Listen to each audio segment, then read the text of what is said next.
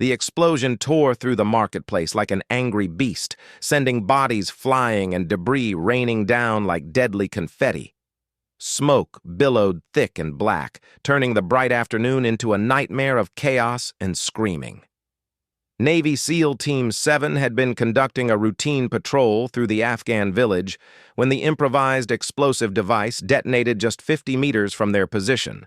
Sergeant Mike "Doc" Harrison, the team's medic, was already moving before the dust settled.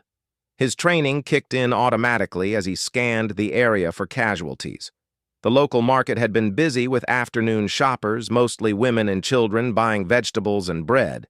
Now it looked like a war zone. "Doc, we got multiple casualties," shouted Lieutenant Jake Morrison, the team leader, his voice cutting through the ringing in everyone's ears. "Spread out and start triage." Doc moved quickly between the wounded, his experienced eyes assessing injuries with practiced efficiency. A young boy with a bleeding head wound, an elderly man clutching his chest, a woman crying over her injured husband. He worked methodically, applying pressure bandages and calling out instructions to his teammates who were helping with the wounded. It was then he noticed her. She sat quietly against a concrete wall, partially hidden in the shadow of an overturned fruit cart. Her dark hair was covered with dust and small pieces of debris, and a growing dark stain on her left side suggested she was injured. But what caught Doc's attention wasn't her wound. It was her complete stillness. While everyone else was either screaming, crying, or calling for help, this woman sat in perfect silence. Her eyes were alert and scanning the area, not with the glazed shock of a trauma victim, but with the calculated awareness of someone assessing threats. Her breathing was controlled despite what appeared to be a significant injury. "Ma'am, I need to check your wound," Doc said in broken Arabic as he approached her. She looked up at him with dark brown eyes that seemed far too calm for someone who had just been in an explosion. She nodded slightly and shifted to give him better access to her injured side. As Doc lifted her torn clothing to examine the wound, he noticed several things that made him pause. First, her hands. They were calloused in specific patterns he recognized from his own weapons training. Second, her muscle tone was clearly that of someone in exceptional physical condition. Third, and most puzzling, she had what looked like old surgical scars in places that suggested previous serious injuries. The wound itself was deep but manageable. Shrapnel had torn through her side just below her rib cage. It needed immediate attention, but it wasn't life-threatening if treated properly. What was unusual was her reaction to his examination. Most civilians winced, cried, or at least showed some sign of pain when being treated for injuries like this. This woman barely flinched. "This is going to hurt," Doc warned as he prepared to clean the wound. She simply nodded and looked away, her jaw set in a way that suggested she was bracing for pain she had experienced before. As Doc worked, cleaning debris from the wound and preparing to suture it closed, he kept glancing at her face. She never made a sound. "What's your name?" he asked in Arabic, trying to distract her from the pain. "Amara," she replied quietly, her accent carrying hints of multiple languages. "You're very brave, Amara," Doc said, continuing his work. "Most people would be crying by now." She looked at him directly then, and for just a moment, he saw something in her eyes that made his hands pause. It wasn't fear or pain or even gratitude.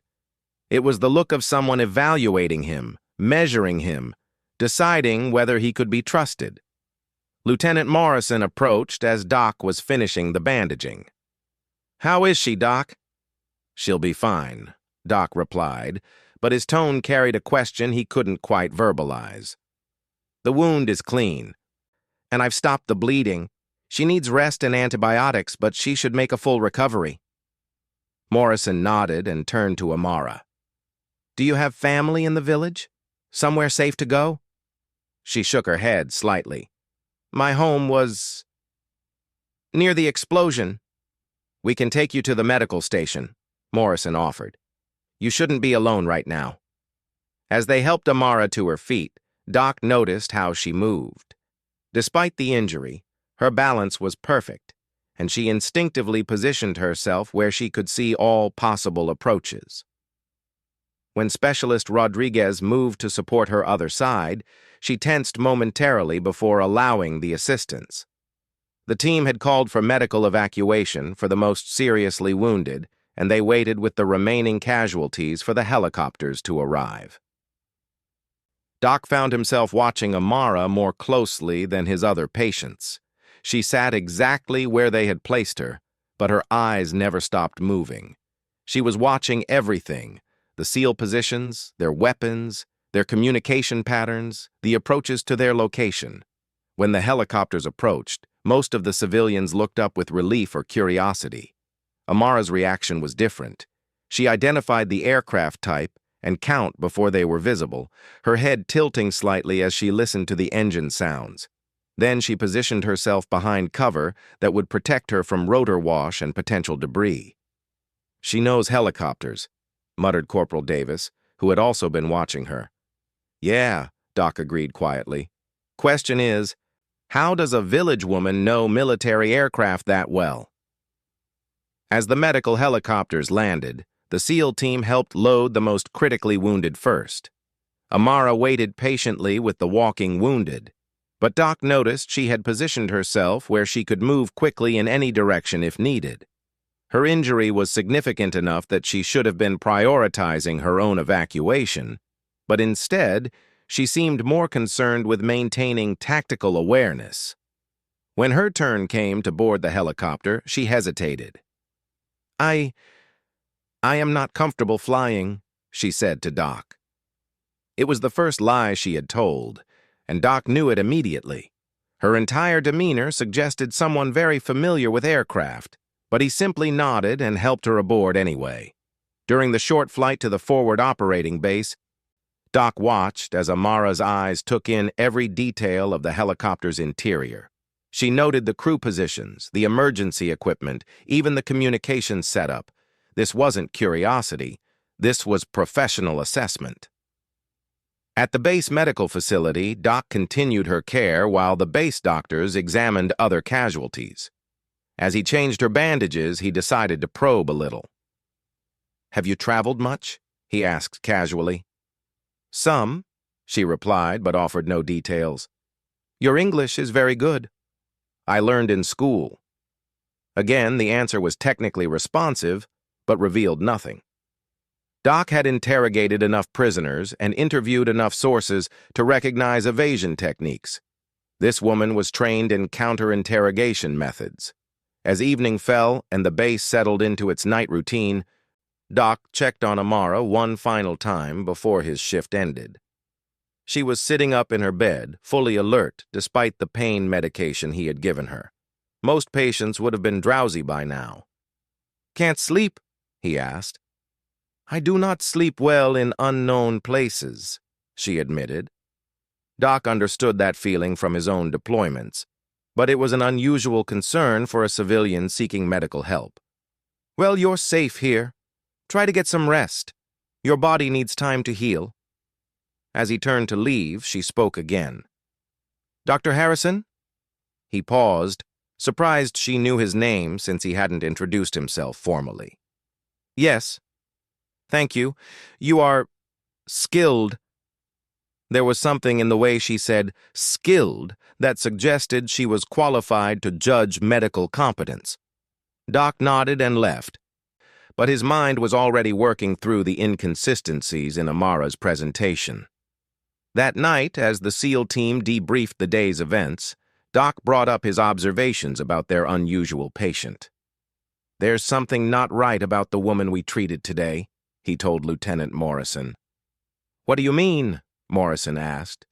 "Her reactions, her knowledge, her physical condition, none of it matches her story of being a village civilian." Morrison frowned. "You think she's hostile?" "I don't know what she is," Doc admitted, "but I'm certain she's not what she appears to be." The explosion had torn through more than just the marketplace that day. It had also torn through someone's carefully constructed identity, and now the Navy SEALs found themselves with more questions than answers about the quiet woman who was too calm, too aware, and far too skilled at hiding her true nature. The morning brought new revelations that would challenge everything they thought they knew about Amara, and force the SEAL team to reconsider who they could trust in a war zone where nothing was ever quite what it seemed. Doc Harrison arrived early for his morning rounds, hoping to observe Amara when she thought no one was watching. What he found in the medical ward made him immediately call for Lieutenant Morrison. Amara was awake, as he had expected, but she wasn't lying in bed like a recovering patient. Instead, she was standing near the small window, perfectly balanced on one foot, while stretching the other leg behind her in a position that required exceptional flexibility and core strength. Her movements were fluid and controlled, showing no sign of favoring her injured side. More concerning was what she was doing while stretching. Her eyes were systematically mapping the base layout visible through the window, noting guard positions, patrol patterns, and equipment placements. When she heard Doc's approaching footsteps, she smoothly transitioned back to bed and assumed the position of a resting patient. "Good morning, Amara," Doc said, watching her carefully. "How are you feeling?" "Much better, thank you," she replied. But Doc noticed she had controlled her breathing perfectly to hide any sign of exertion from her workout. As Doc examined her wound, he was amazed by the healing progress. What should have taken days was happening in hours. Her body was recovering with the efficiency of someone in peak physical condition with access to advanced medical training. "Your wound is healing remarkably well," Doc observed. "Have you had medical training?" "I helped care for my grandmother when she was ill," Amara replied, but again her answer felt rehearsed. Lieutenant Morrison arrived as Doc was finishing his examination. "How's our patient today, Doc?" "Recovering faster than expected," Doc replied, his tone carrying an underlying message that Morrison caught immediately. Morrison studied Amara with fresh eyes. "That's good news. Doc, could I speak with you outside for a moment?" In the corridor, Morrison kept his voice low. "What's bothering you about her?" "Everything," Doc replied bluntly. "Her physical condition, her awareness levels, her healing rate, nothing adds up to village civilian. And this morning I caught her conducting what looked like surveillance on our base layout." Morrison's expression hardened. "You think she's gathering intelligence?" "I think she's a professional, and professionals don't conduct surveillance unless they're working for someone." They were interrupted by Sergeant Collins from base security. "Lieutenant, we've got some interesting information about your medical patient." "What kind of information?" Morrison asked. "The kind that says she doesn't exist," Collins replied grimly. "We ran her name and description through our databases. No record of an Amara matching her profile in this village or any surrounding area. And here's the interesting part. 3 of the local men we treated yesterday independently mentioned seeing a woman matching her description in the marketplace, but they all said she arrived just minutes before the explosion." Morrison and Doc exchanged glances.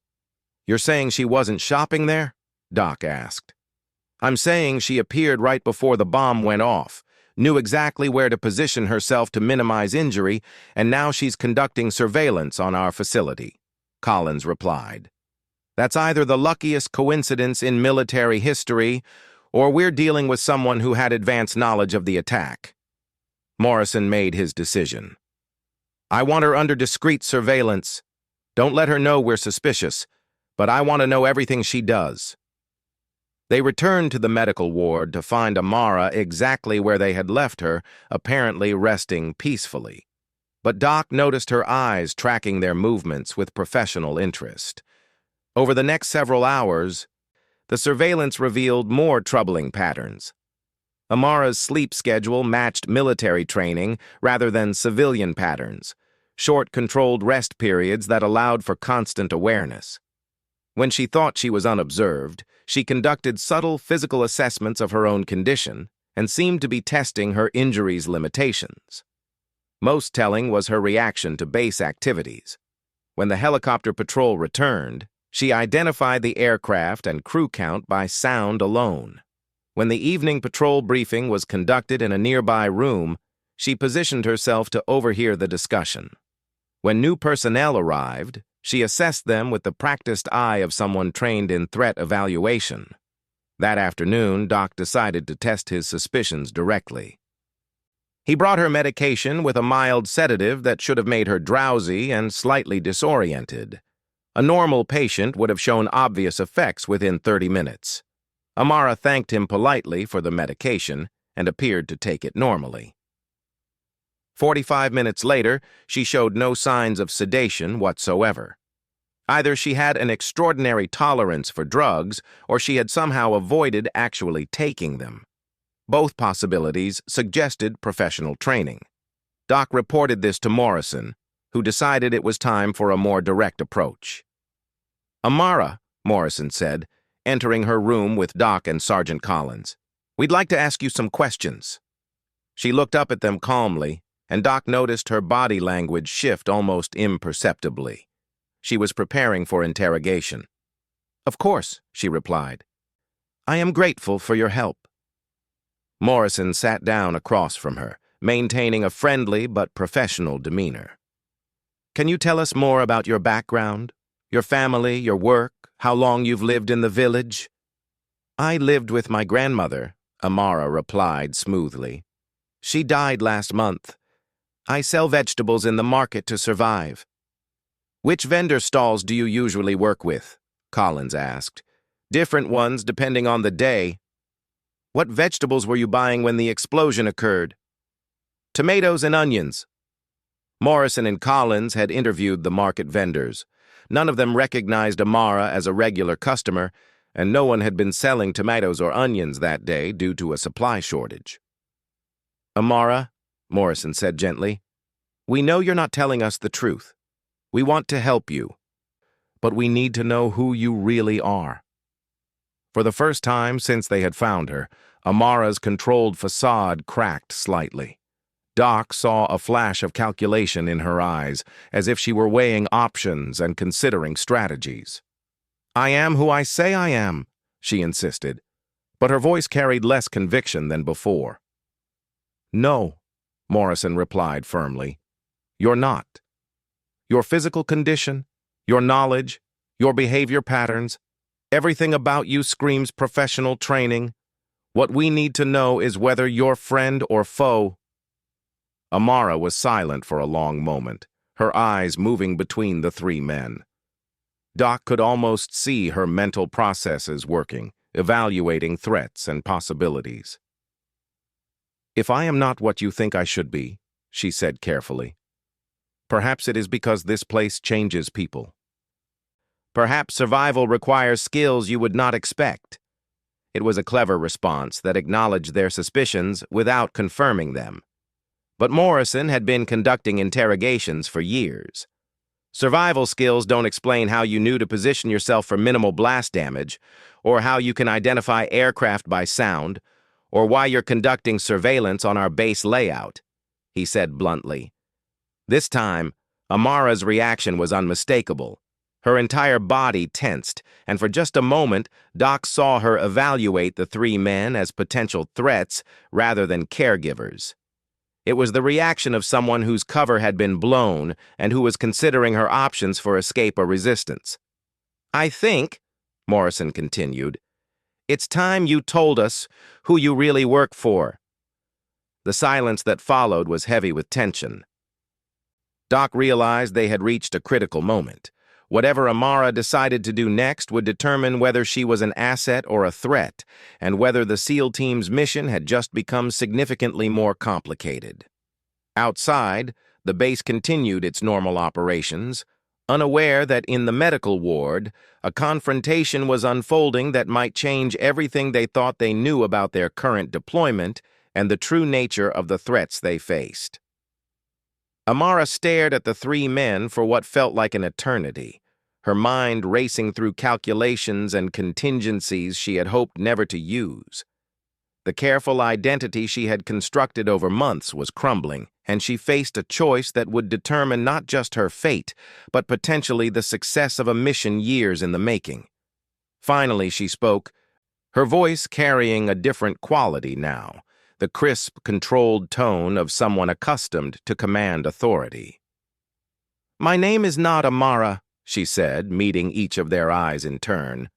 "I am Captain Sarah Chen, United States Army Special Forces, currently operating under deep cover for Joint Special Operations Command." The words hit the room like a second explosion. Doc's medical training kicked in as he noticed Morrison's blood pressure spike visibly, while Collins's hand instinctively moved toward his sidearm before catching himself. "Bullshit," Morrison said flatly. "If you're military, why didn't you identify yourself when we found you?" "Because my mission parameters require absolute cover maintenance unless compromise threatens operational security," Sarah replied. Her accent now clearly American with traces of specialized training. "Your investigation was threatening to expose not just me, but a multi-year intelligence operation." She shifted position, and suddenly her entire bearing was different. Gone was the submissive posture of an injured civilian. This was clearly a military officer accustomed to respect and authority. "JSOC doesn't run operations without informing SEAL teams in the same AOR," Morrison challenged. "They do when those operations require compartmentalization for security reasons," Sarah replied calmly. "And they especially do when those operations involve assets that took 2 years to position." Doc found his voice.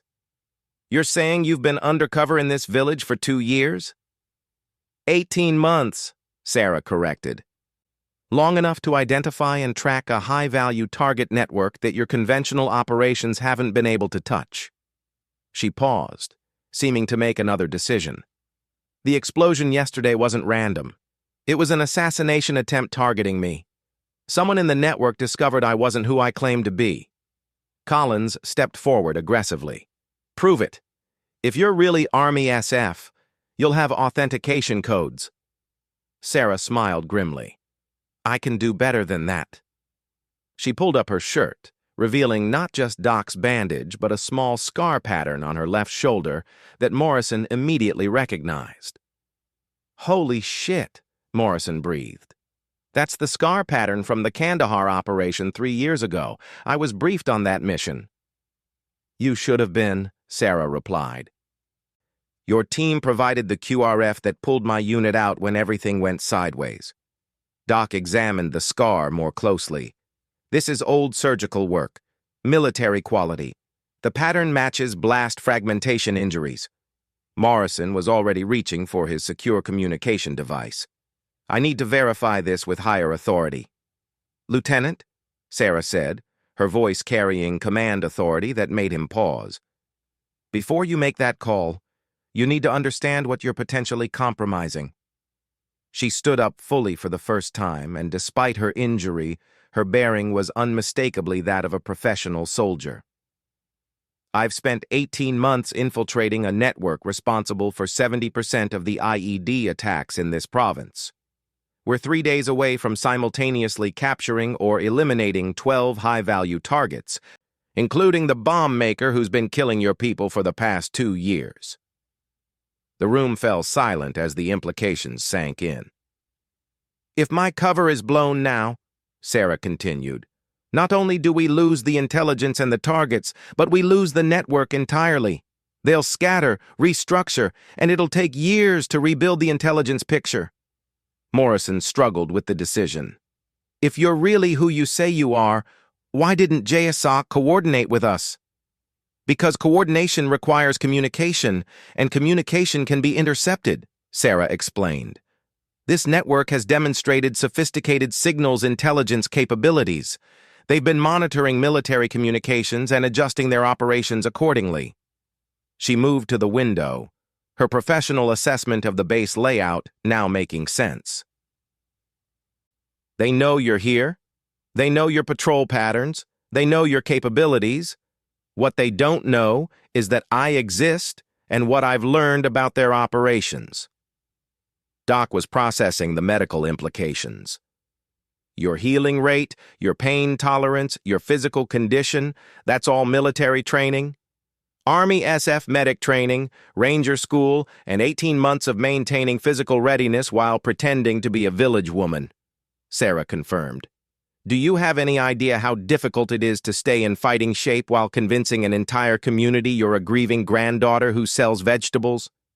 Collins was still skeptical. The explosion timing is too convenient. How do we know you didn't set it yourself as part of some elaborate cover story? Sarah's expression hardened. Because 3 of the people killed in that explosion were my sources, people who trusted me, who risked their lives to provide intelligence about the network, people who died because someone betrayed my operation. The pain in her voice was genuine, and Doc recognized the emotional signature of survivor guilt that he'd seen in combat veterans. One of them was a 14-year-old boy who passed messages for me, Sarah continued. He was supposed to be at school that day, but he came to the market to warn me about something he'd overheard. The last thing he said to me was, "Sister, they know about you." Morrison made his decision. Collins, secure the area. I don't want anyone else in or out until we sort this through. He turned back to Sarah. If you're really who you say you are, you'll understand I need verification. Make your call, Sarah agreed, but use the code word Nightingale when you request information. That will route your inquiry to the right people without compromising operational security. As Morrison began his secure communication, Sarah turned to Doc. I owe you an apology. I know my behavior has been problematic. Counter-surveillance techniques become habit after this long undercover. Your medical knowledge, Doc realized aloud. You were evaluating my competence. Among other things, Sarah admitted. In my line of work, you learn to assess everyone's capabilities. It's not personal. 20 minutes later, Morrison returned from his communication, his expression grave. She's legitimate. Captain Sarah Chen, Army Special Forces, currently attached to JSOC for Operation Silent Hunter. Collins relaxed visibly, but Doc had more questions. What happens now? Sarah answered before Morrison could respond. Now, we have a problem. My extraction was scheduled for 72 hours from now after the target network was neutralized. But if someone in the network knows my identity, that timeline is compromised. Morrison frowned. What are you suggesting? I'm suggesting that your patrol being in the marketplace yesterday wasn't coincidence, Sarah replied grimly. Someone wanted either me dead or my cover blown. Maybe both. She moved to the map on the wall, pointing to several locations. These are the target sites we plan to hit simultaneously. But if the network knows about me, they're probably preparing countermeasures. Doc was putting pieces together. You think there's a leak? I think there's a reason my 18-month operation was compromised 3 days before completion, Sarah confirmed. And I think whoever's responsible has access to both my operational timeline and your patrol schedules. Morrison's expression was grim as he realized the implications. You're saying someone with access to classified information set up yesterday's explosion? Sarah nodded. Either to eliminate me before I could complete my mission, or to force exactly this situation, my exposure and the compromise of both operations. The 3 SEALs exchanged glances. They had walked into what they thought was a routine medical situation and discovered they were now part of a complex intelligence operation with potential security breaches that reached into their own command structure. So what do we do? Collins asked. Sarah's smile was sharp and professional.